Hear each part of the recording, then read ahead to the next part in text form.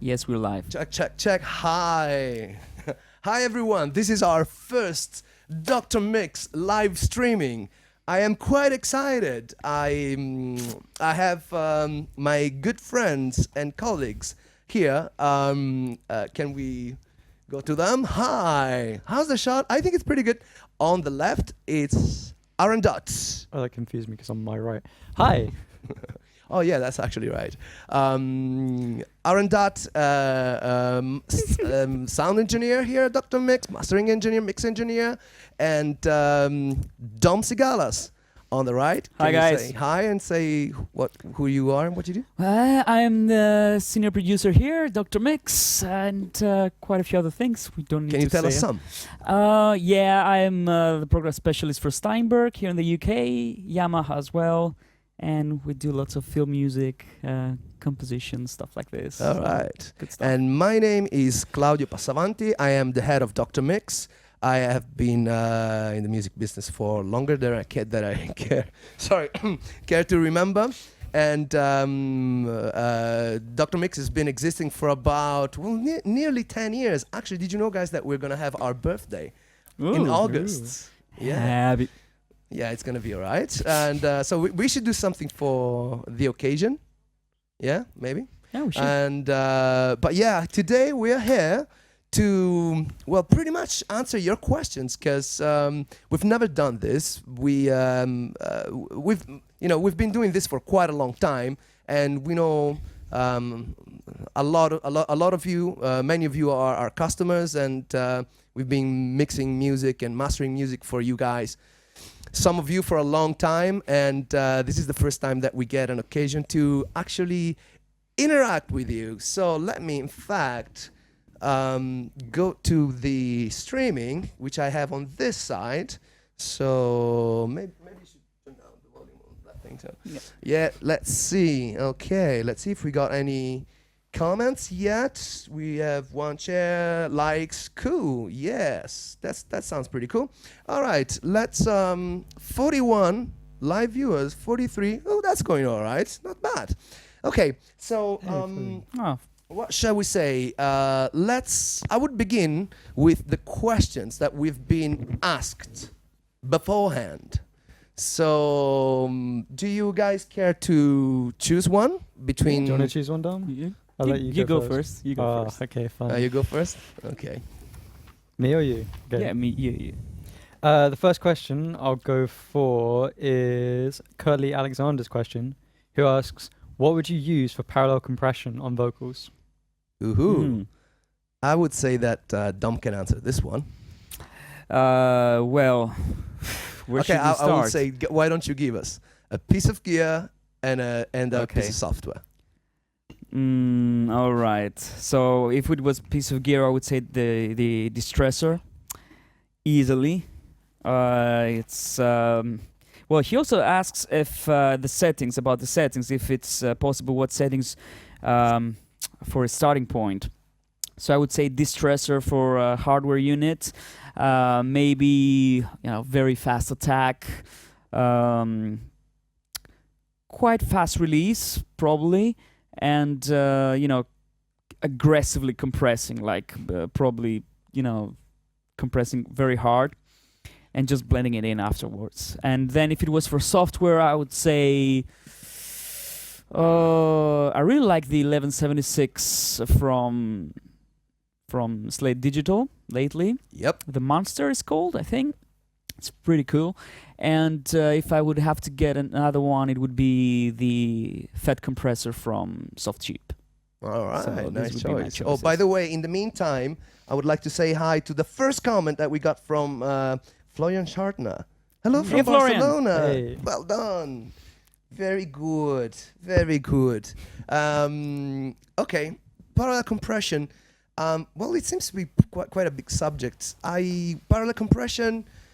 The truth is that you can use a lot of stuff for parallel compression. I tend to like things that are like 1176 like. And the reason why is because when you drive them hard, they tend to create some nice harmonics, some harmonic content, which can be quite pleasing. And also You know, like this stressors does a great job at imitating that, but also does a great job at imitating the LA2, the LA2A. So yeah, parallel compression is one of the favorite tricks that we use. Actually, we do have quite a few pieces of content about parallel compression. Okay, here's what you can do. You can visit drmix.com, the blog, and then just search parallel compression. You will find a lot of information there. What's his name again? The name of Coley Alexander. All right. Okay. Cool. So that's one thing that you can do there. Quite a few people. Hey, Laurie. Who's there? Right. Laurie. Jordan. Julio. Are you looking forward to the FG Yeah. Yeah, of course we're looking forward to it. Para compression 2500 heavily compressing. For compression, okay, Jordan, you say that you use the API 2500, but you mean compression on the mix bus or for parallel compression? Let us know. Ooh, Lawrence Bush. Yo. That's really cool. I'm loving this. Oh, by the way, you guys, if you think that this is relevant to your friends, please share this live streaming so that they can enjoy it as well. We can take a second to speak about mastering. Mix bus compressors. Aaron, what are your favorites? Mix bus compressors. For outboard, I really like the API. Yep. 2500. That's fantastic. When we got that model in, blew me away. Absolutely blew me away. I know that the SSL is very similar to that. I think that the API, I like the character of that a little bit better, even though the SSL is a classic. Of course, because we use both of them. I would say that to my taste, I think that the API is probably a little bit more flexible than the SSL. It does more things. It's got thrust control, advanced sidechain controls, and which means you can use it for a lot of styles. So that's a great thing about that. But of course, the SSL is it's a classic. The SSL is aggressive. It's got that punch. We hardly ever use it, if not with 10 or 30 milliseconds attack, so that you can get those nice transients. And how about you, Dom? Well, what do you like to use? The SSL is one of my favorites. Also, the API is very good, especially I really like it for rock music. Same would be if I wanted to go for a plugin, it would be the FG Red, which is like a Focusrite emulation, but it sounds very nice for more hard-hitting rock music. So right. That would be my choice. Yeah, That's but fine. also the Phoenix. Well, it's great. It can be as subtle or as aggressive as you like. So it's a really nice one. yeah, the Phoenix mastering compressor. Yeah. What a classic! It's like super. It makes everything sounds very cool and nice and expensive. And we have quite a few questions. I think we should get cracking. Yeah, we've got. Hi, Albert, Sean. Yeah. Hi, Clayton. Albert asks, which is your favorite chain for tracking analog synths? Analog synths, do you know what? You don't really need a chain for analog synths because they got so much power. If you have a good interface, in actual fact, you don't need to use much of the preamp anyway. A good DI box, I would say. Use a good DI box that makes it, nice and clean. If I had to say something on this, it would be, probably for analog synths, most of the times, like really good analog synths, they tend not to have effects built in. So we use some tricks to kind of make them a bit more interesting sometimes. So for example, with analog stuff, you can hook up your analog synth, for example, a Moog or something, to we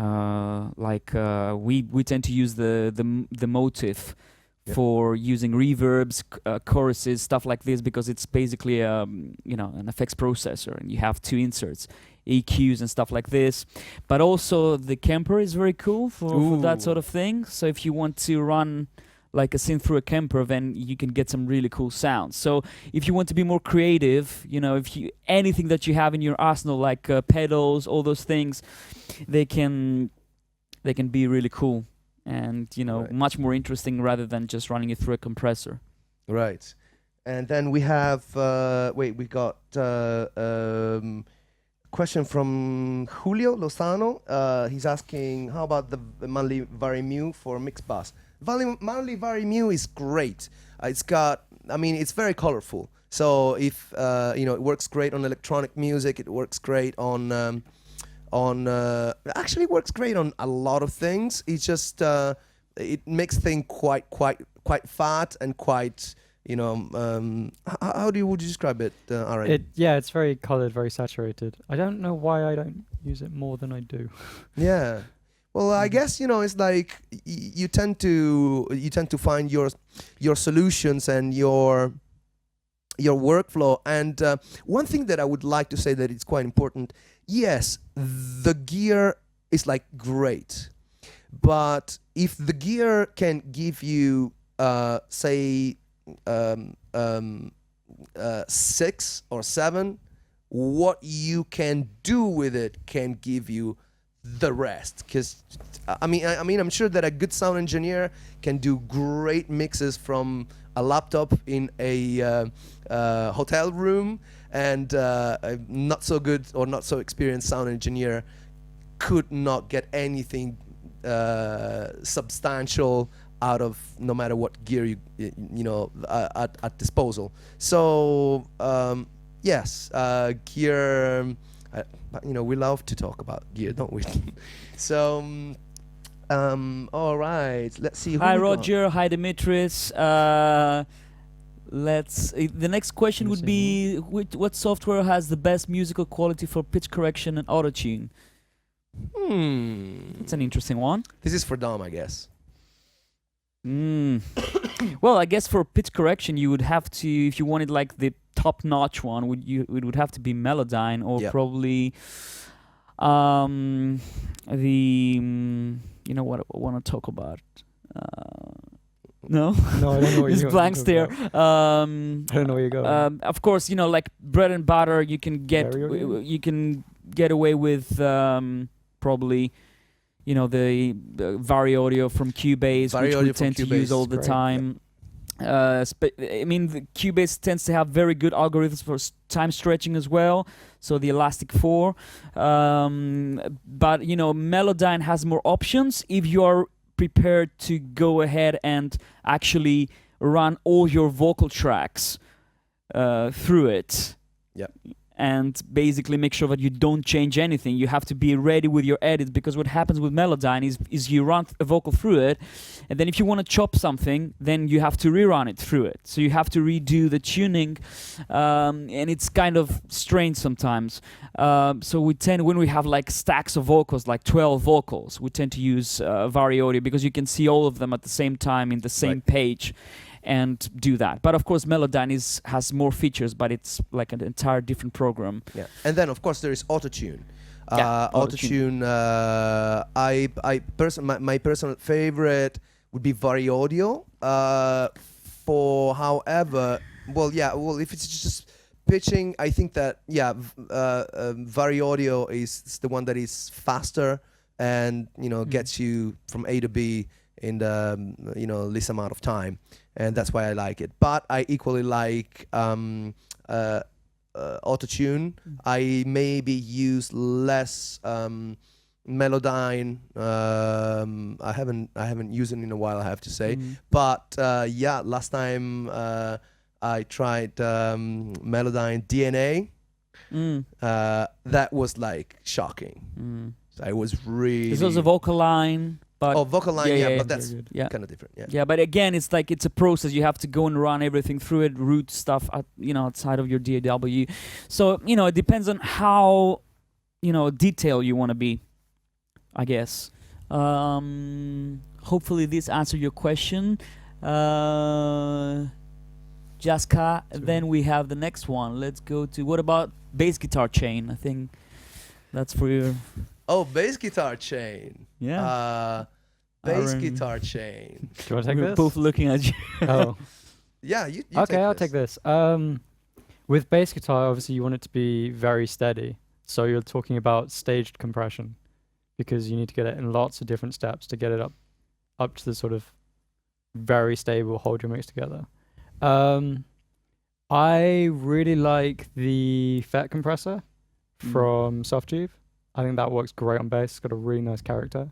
Can do a lot of leveling and sound quite transparent, or it can give you a sound if you want. Right. What about you guys?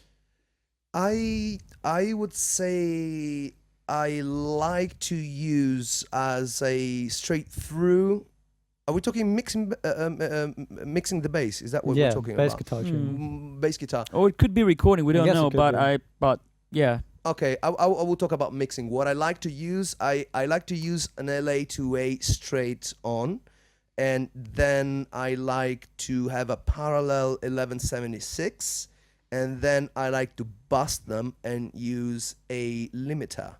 And probably if I have to retouch the frequencies, then maybe I might just go be very basic and use the Cubase, the one that's inside of it, or I don't know.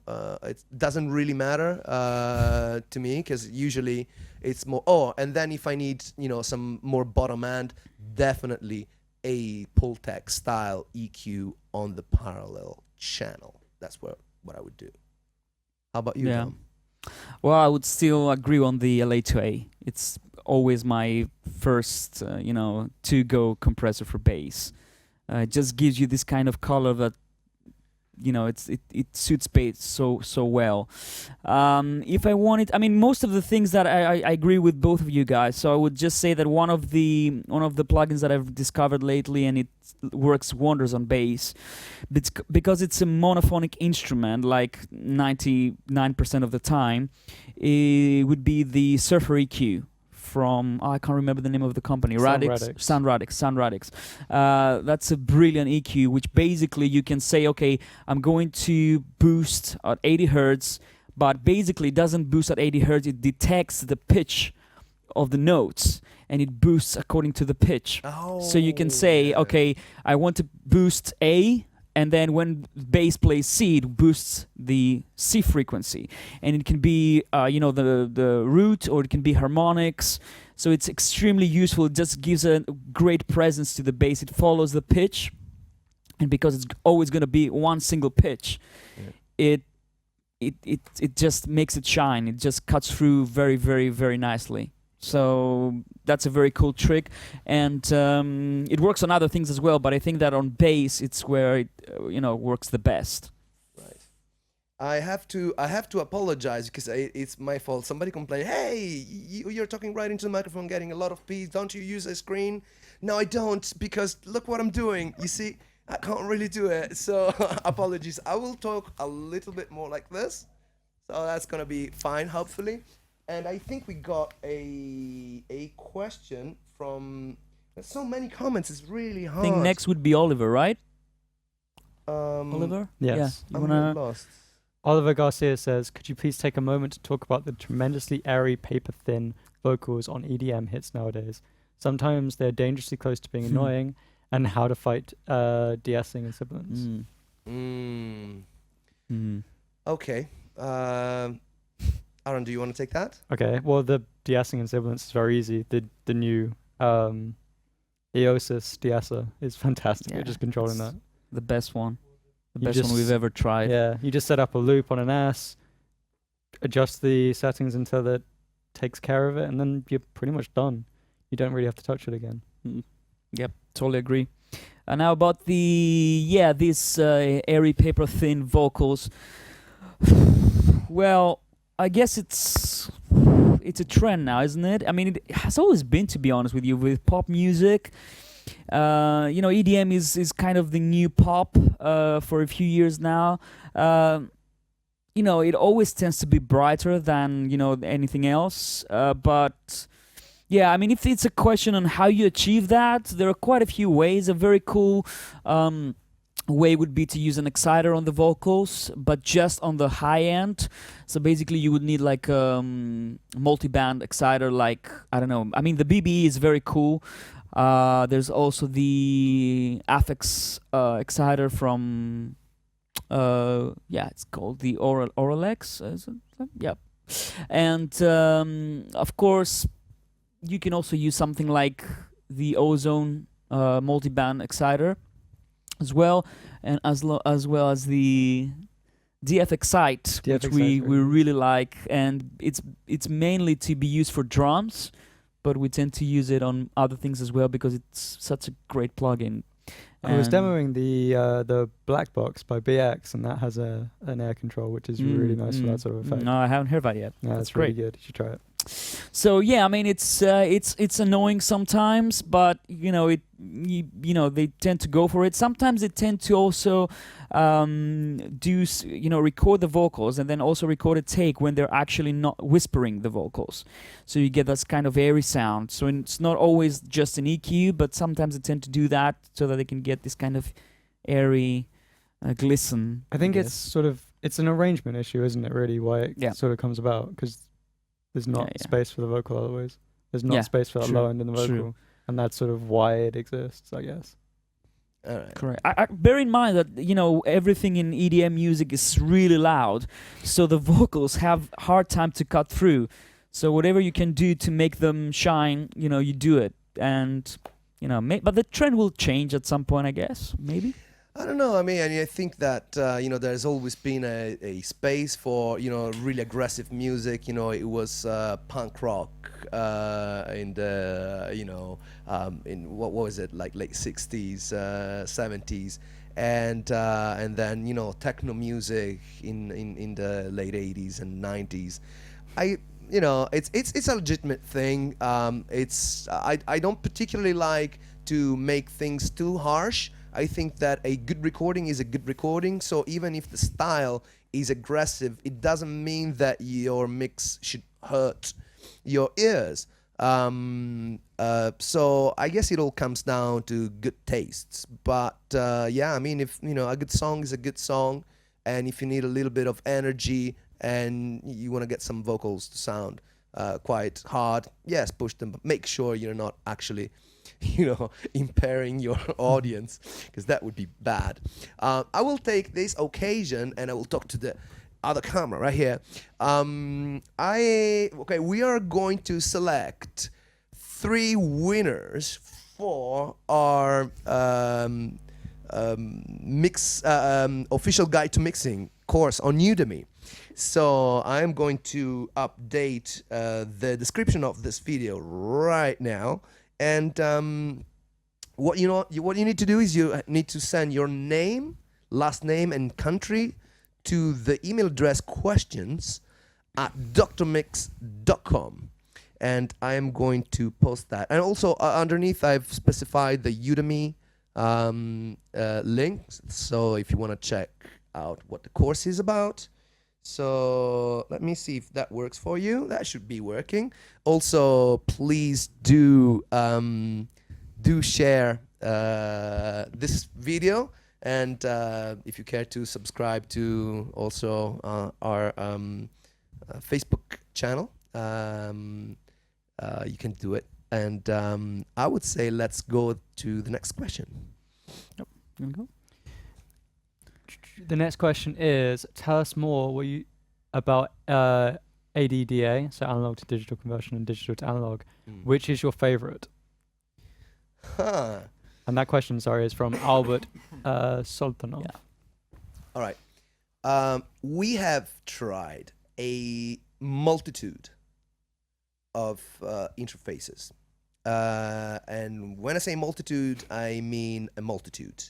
We've tried pretty much, I can't say all of them, but we've tried most of them.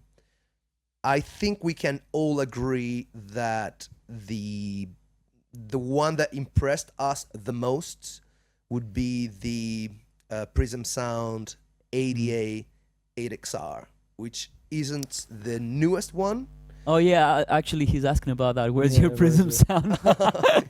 Exactly. So that, and that's why it's a favorite. And yes, we have 3 rooms on this floor, and yes, we have lots of gear. This is we are shooting now from the production room, so this is why we have all the synths and all these instruments. And yeah, we basically, yeah, we have we have a lot of gear. Some of it we buy, and some of it we borrow. Some of it we get in sponsorship. Some of them, some of it just stays here forever, because we deal with distributors. We are we have business relationships with Yamaha, with Steinberg, with Prism Sound, with Thermionic Culture, with Chandler Limited. So Manly. I mean, I'm just mentioning a few Yeah, here. yeah. So really, we have more gear than anyone can ever wish for. So the truth is also that we change it. We like to experiment it, but I think we can all agree that the best sounding one, to our experience, is was the very 88, impressed isn't with it? Yeah, Yeah. yeah. And the great thing is that adding to what you just said, we tend to keep and use the stuff that we really like. So Yeah. that's great. Yeah, we're very lucky with our toys. Yes, and okay, let me see. What do you think? Jose says, what do you think about Seaboard controllers? Oh, the Seaboards. Hmm. Oh, what do you think about the Seaboard controllers? Well, actually, Tom? we've both tried them, right? Yeah, well, actually, we were at their studios, right? Yeah, actually, it's very interesting because Rolly's headquarters. Yes. Well, I mean, we're not going to disclose where, but no, I'm not. Yeah, they're in our same Yeah, town. we're very close. We're very close. So, Very close. we tried them, and do you want to go first? It was actually, we never posted that video when we went to Rolly and No. tried them. We never No. posted it, did we? No. I think I forgot. Yeah. It's amazing. It's just ridiculously amazing. I think I remember being shocked by those strings sounds. Mhm. So you had all of your strings, but at the same time, when you poke your finger, when you push your fingers against this board, it kind of gives off because it's like rubber, but it feels very organic. So basically, each note would be like, I don't know, very organic. It felt like real. So and it opens up to a whole new set of possibilities. Not just in terms of fingering and what a pianist can do on it, but also in terms of how expressiveness. And yeah, I mean, it's I think they really have something really spectacularly new in their hands. How about you, Dom? Well, to begin with, for people that don't know what they are, is like if you've seen those kind of keyboards with the rubberized keys that you can actually press. I mean, they're very vocal on social media, so you might have seen them. But I think they're great if you're planning to do some really experimental music on it, or maybe if you want to do some kind of like ethnic music where you don't have just the 12 keys, you just want to be in between, for example, like I don't know, Microtonal Indian music. music, Arabic music, Greek music, I don't know, all this stuff. You can do micro tuning in real time, so you can bend, you can do guitars. I really liked it. I thought it was a very, very cool instrument, to be honest with you. So cool. Laurie. Where's Laurie? He says, what system do you use to save your hardware settings between different projects? You're gonna who wants to go? I don't think I understand the question. It's okay. So I guess what he means How is do you recall, I guess? how do you recall when Hardware. we have you want to we're using hardware. Oh, by and you hand. want to go back. We Yeah, take yeah. pictures with our Yeah. iPhones. It's Or you just- write it in the notes in Cubase. Yeah. There's a notes Yeah. section specifically for that. That's or what you we print do. it. Yeah. Either we take photos or we write down the settings on the notepad section for each track. Yeah. Or most of the time we just bounce Yeah, a exactly. version, like a new version, and Yeah. we can always go back to where we were.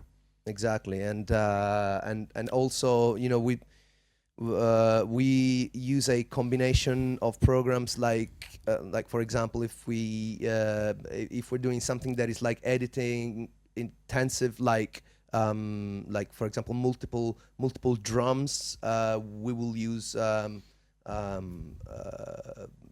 Pro Tools.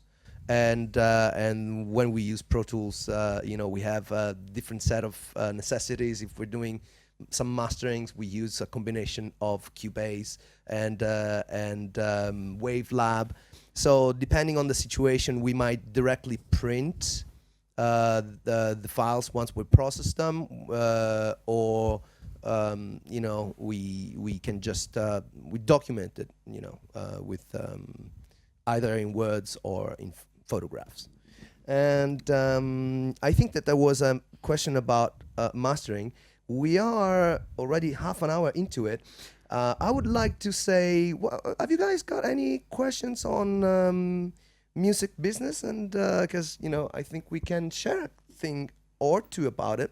So especially for independent musicians, let's see. Mastering from Chops Oliva.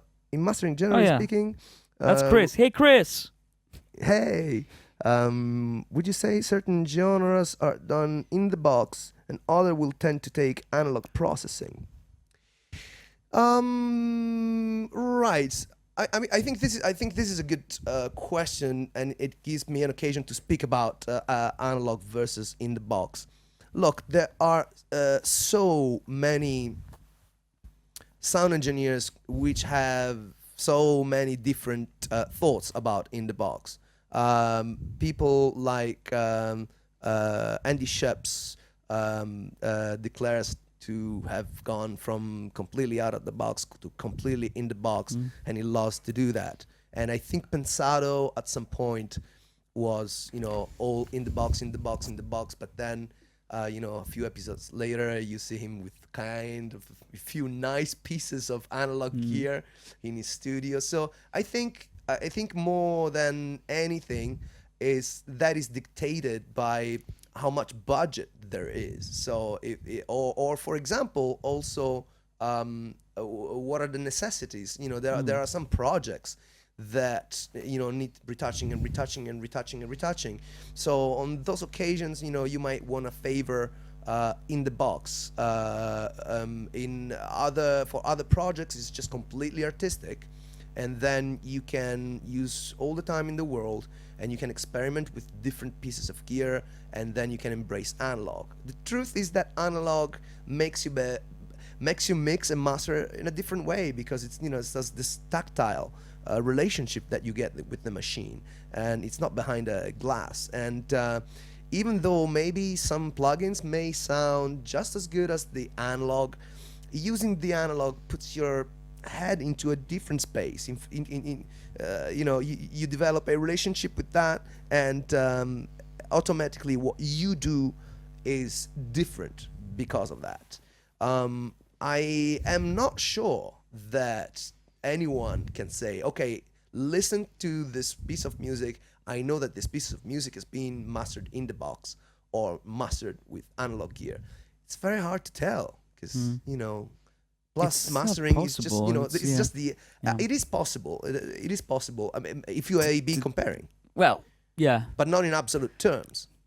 But at the same time, what I would say, like, just want to be the devil's advocate, is like, if a song is good, then that's 90% of the story, right? Yeah. So it's not gonna be like a huge difference if it's mastered in the box or if you use analog gear. Of course, some stuff might make some difference. For example, if you run it through like a nice tube. Yeah, and kind get some of saturation. That's yeah. really hard to emulate. Yeah, it's really else. hard to emulate it in software. But at the same time, sometimes, I mean, it's not like rare that people might like the in the box version better than the analog version. You never know. It depends on the style of music. I guess I get what Chris is trying to say here. I would say that I don't think it's style related. Yeah, I think it's mix related. it's mix related. It's also how good a mix is, I guess.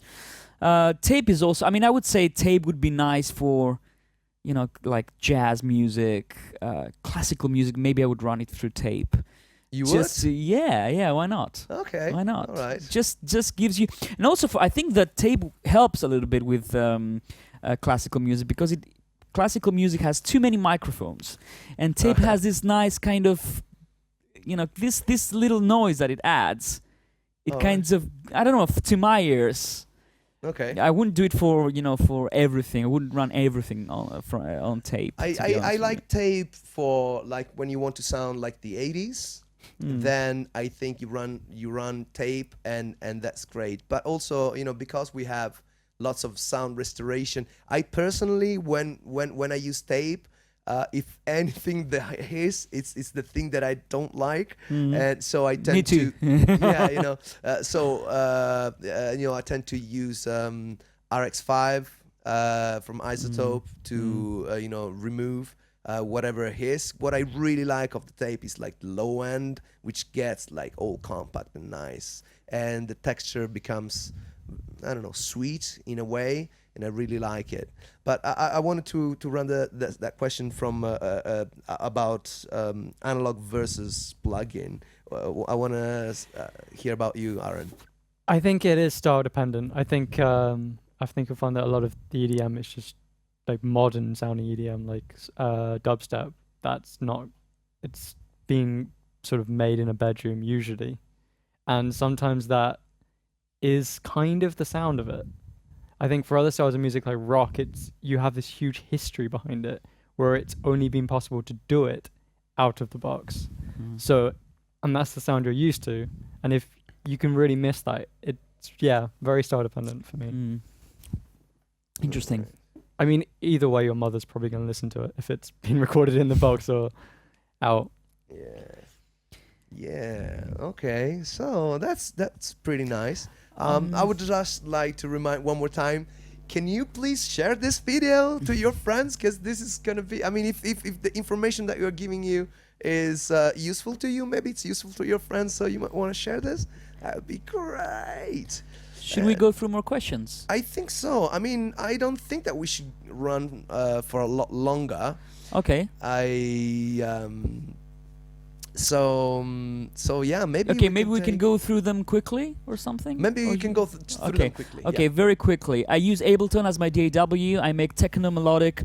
I sometimes have trouble making it sound wide, spacious. What's a good way of doing this in Ableton, and which plugins could be used for this matter? Okay, I will give you, to be quick, use spatializers, which means stereo enhancers. One that you can certainly use and get a lot of joy from is Isotope, Ozone 7. Yep, second that. And that's it. Next. Good. Hello guys, I'm Luca from Rome. During the mix I usually work about 0 VU, circa minus 18 dBFS in every channel. Master bus is quite higher. Am I doing well? Yes, when it's added to the master bus, it should be higher than that. The 18 dBFS should be the RMS value that you're working at, and that's because that's what Waves plugins are calibrated to. Next question. Good. Perfect. What are the basic things to EQ, piano, and acoustic lead guitar at the same time? You want to go for something really transparent. If you can afford it, I would go for the Mazalek. And something like a Mazalek, a GML. If you're using inside the box, I would suggest REQ. REQ. Yeah. Yep. What about Culture Vulture on bass? Yeah. Oh, Yeah. hell yeah. Yeah, of course. Parallel maybe, not direct. I would just parallel the Culture Vulture because it's really nice. It gives you great saturation, helps bass cut through the mix. So yeah, let's see. Nice frequency on Cubase. Frequency let's in say- Cubase is fantastic. What's a good Laurie? What's a good chain for a film scoring mix bus? Ooh, You Ooh. guys. it's a good one. Well, I would say that. Can I try Please. this one?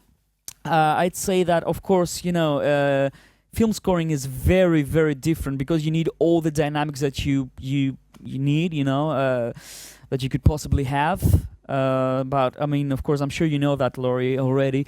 So bus compressors, I would go very gently.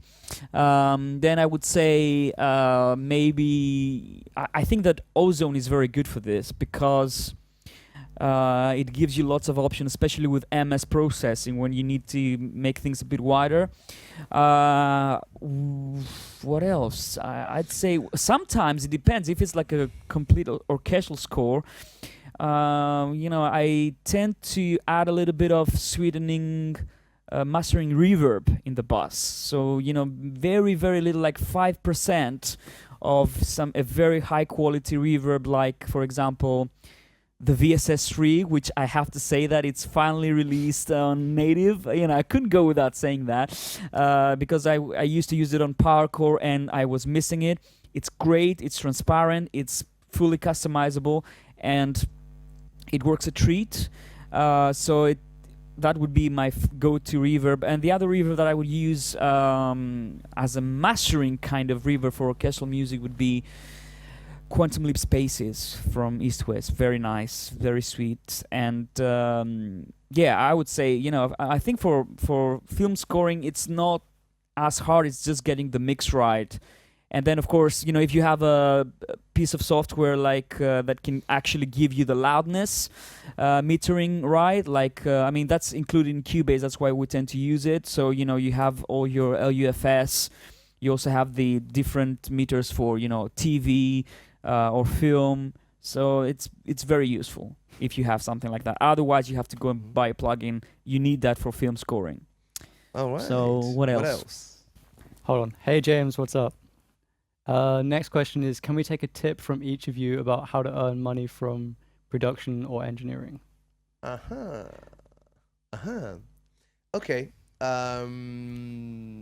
All right. Let's. I think we can do that. You want to start, Aaron? Do it. Just go out there and do it. If you have to work a part-time job while you're doing engineering on the side, do that until you start getting traction. Just go out there and do it. It's the best way. Completely agree. How about you, Dom? I'd say that it's gonna be hard, but I mean I know that this advice might look like okay, well we already know that, but you have to work hard on it. Sometimes you might have to spend some time in your bedroom working on a mix, doing it again. First time it won't be good. Second time it still won't be good. Third time, maybe the 10th time it still won't be good. But if you do it all the time and you insist and you keep working at it, then you're gonna get better. Research, learn about gear, learn about plugins. You have to be on top of things. You can't be, like a new plugin that everybody knows about in the industry and you have no idea. You have to know everything and you have to be spot on. When somebody says Air EQ or whatever, something else, you have to know what it is and being able to use it as well because it's your tools. So I would say that's practice. Like everything else in life, you have to practice a lot.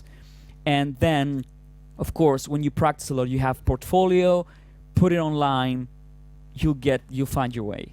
Right. And of course, as also an entrepreneur, I have very strong feelings about this because I am one of those people who are lucky enough to actually do it and for a job and do it successfully and having started from nothing. Dr. Mix isn't a stuff funded by a bank or by somebody's money. We are real. This is bootstrapped. We started from nothing 10 years ago. This specific company, and what I can say is the success that that I've enjoyed, a lot of it comes from the internet, so from the social media. So it's there, it's free. Post about what you do. Use SoundCloud. Spread the word. Do videos about what you do. Share your passion. Share your knowledge. Be present. Do it like a gift. Make sure that you're absolutely spot on capable of doing it. Don't let people figure out that you can't actually do it. So being excellence should be your starting point. Once you dominate it, then you can go on and brag about, not brag, sorry, that's not the right word. Make yourself known. There are so many platforms out there. Instagram, Facebook, YouTube, have a blog. Make yourself visible, and you will attract attention. It works. Doctor, we wouldn't be here talking to you if I did not do these things, understood them, and exploited them to the best of my abilities. And okay, so I would say, look, we are going to call for, we already got a lot of emails. I will call this again. Send an email with your name and with your last name and with your country, and send an email to questions@drmix.com, and we will select by the end of this streaming, which is going to be in 10 minutes. We're going to keep it in 1 hour. Okay, we're going to make this 1 hour, and before the end, I am going to select the 3 winners. So do that. Do we have? Well, we have lots more questions. Loads of questions. Yeah. Okay. Do we want to take some more from before? Oh, maybe we should take some. 'Cause You know we've what? sort of People took a neglected lot these of time guys. to send us Yeah. emails. Let's do. Let's be some fair. From, Yeah. Let's be fair. Take some from the email. Let's take the first one from Ryan Carter, who's a good client of ours. Hey, Hey, Ryan. Ryan. Yeah. He says, my questions are around weird sound effects and strange production techniques and sounds that are used in modern pop and EDM music. He wants to know how we use them and how do you get your music to sound contemporary? It's a good question. Interesting. That's a Dom, very you want to good go? question. Yeah, weird sound effects. Well, that's a very broad thing, but I'd say that Give us one trick. one trick. Okay. What I tend to do a lot for EDM stuff, because you're specifically asking for EDM music, is I lately have been using the sampler track in Cubase a lot. So basically what I do is I just take a vocal sample and then chop it, drop it into the sampler track, and then I change the sampling start point. So basically I get a different point for the vocal line every time. I have a controller, do that, then distort it, use some glide on the sampler, and you have yourself a weird kind of EDM vocal effect, which is, I mean, you've heard countless times, but it's the thing that most people want to get right, and it's really hard to get it right. If you don't have Cubase, then you could use any sampler like, I don't know, Contact or Halion or any, sampler that can have glide for your vocals, samples. And like EDM music, you always have to be on top of the game. You have to be able to have the latest and greatest. It does sound a little bit, like you have to spend a lot of money, but that's always the case. You have to make sure that, if your synths don't cut it for your sounds, for example, if you want to get a very contemporary sound, you have to have like a synth that can do that. Because EDM is based on synths like 90% of the time. So just make sure you have the latest, or it doesn't have to be the latest, but you have to be able to pinpoint what you need for the sound that you have in mind. Yep. So Yeah, most of the times you need to go for, if you try to do like an EDM track with an analog synthesizer, it's not gonna cut it. It's not gonna be EDM. You get it. They're great for other things, but for EDM you need FM synths. So like good FM synthesizers, wavetable synthesizers, big kind of virtual analog synthesizers. If I have to drop some names on the table, it would be on the hardware side, it would be like the Virus or the Montage or June on the software side. There's a great synth out there right now called Avenger, fantastic. So I mean, pick your poison. It depends on what style you're trying to create, but try and use instruments that are contemporary, that are new. So that would be my. And not don't settle for the presets that you've. Oh, got or definitely, that you've definitely, used. definitely. If you're using presets, tweak them, make them yours.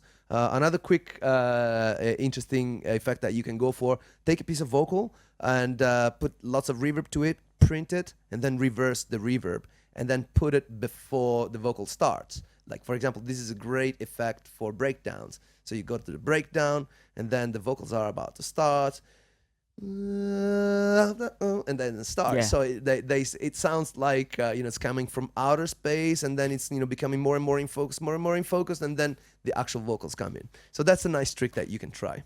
One of my favorite weird sound effects. I know a lot of people like to use explosions, and I think that's a bit overdone. So what I stole from a certain producer is actually using rifle shots for your drops. I think that can work really, really well. Rifle shots. It's a bit different. Yeah. All right, so we are approaching the end of this streaming. So I am going to now select the 3 winners. And let's see. Okay, questions. That's it. Okay. So maybe, let me see. Maybe we want to. I am just gonna go blindly. Yeah. Okay.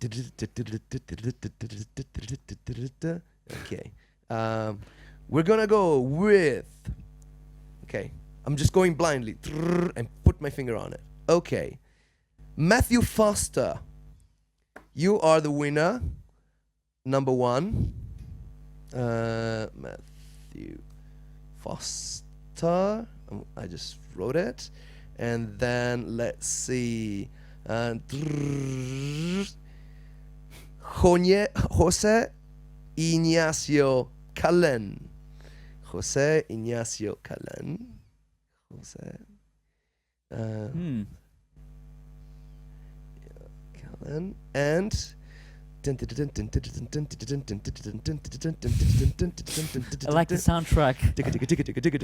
Can we record that and use it as a sample for next time? Andrea Giordani.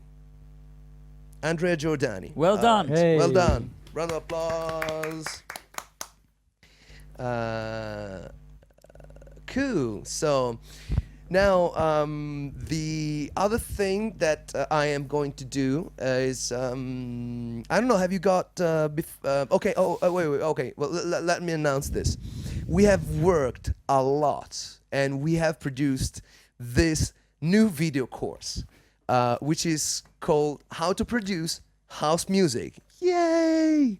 And it's going to be out on. Shall we say it? Is that Wednesday? That's Wednesday. So if you want to get an early bird offer on it, I would suggest to subscribe to our mailing list right now. And that you can do it by going on the description. I have updated the description, and it's like drmix.com/sign up jump. You can use that to sign up, and we're going to offer early bird offer for it for just 1 week. So, and I'm very proud of it. Took a lot of work, as you guys know. A lot of work. And so before we close this, I would say, to the prize winners, we are going to send you a code to the email. So Yeah. I think Andrea has already replied. Hey, congratulations, Andrea. Well done. And, Well done. all right, any final thoughts Mm. on making music, guys, and the reason why we love it, or the reason why you got into it, what you love about it, and some just closing statements. Thoughts on making music? That's a very general one. I need to think. Dom? Oh, it's been so long. I don't know. I guess it's you always know when you're interested in that thing. I started playing the piano when I was 5 years old, so yeah, I think you know it when it's in you and that's what you want to do, and when you know that okay, that's what I want to do every day I wake up, and it feels good. So if you really like it, go for it. Don't anyone tell you that you should do something else, because that's what you're supposed to do. Just shun cliche, but follow your dream. It's a nice thing to do every day. Yeah. It's a lot of fun. It's a lot of fun. It's a great way of expressing yourself, even if I'm not the greatest musician, but I can play. And hey, if it sucks, but I enjoy it, so that's something. But what drove you to mixing and mastering? What drove me to mixing and mastering? I just love doing it. There's not another job I think that I could get up every day in the morning and go, yes, I get to go into work every day. It just wouldn't be the same if I was doing banking or whatever else. Nice. Yeah. Okay. I think that it is kind of an obsession, and you know how you feel about music when you feel about music, and society tries to divert you from that. The people who love you, just because they love you, they want you to be safe. They will suggest that you just go through life and just follow the rules and try not to bump into the walls. But that is not what changes the course of. I don't say that music is that everyone can change the course of history.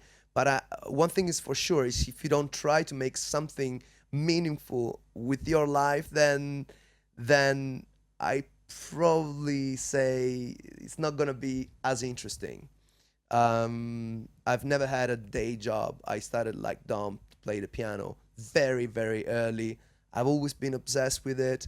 I love what I do, and I wish you all that you are as lucky as I am to be doing this job every day. And having said that, I thank you very much, guys. I thank you, Aaron. Thank you, Dom. Thank you, Iro. Can you put a shot where you can Hi, see yourself, Ben. Iro? Okay, there she is. She's been She is busy. busy doing the actual streaming. I will see you again in, what is it, a couple of weeks' time? Couple of weeks, yeah. Yeah. Couple of Yeah, weeks' it is time. again. We are going to give you details about it, probably write about it, and yes, keep on making great music, and thanks for watching. Bye.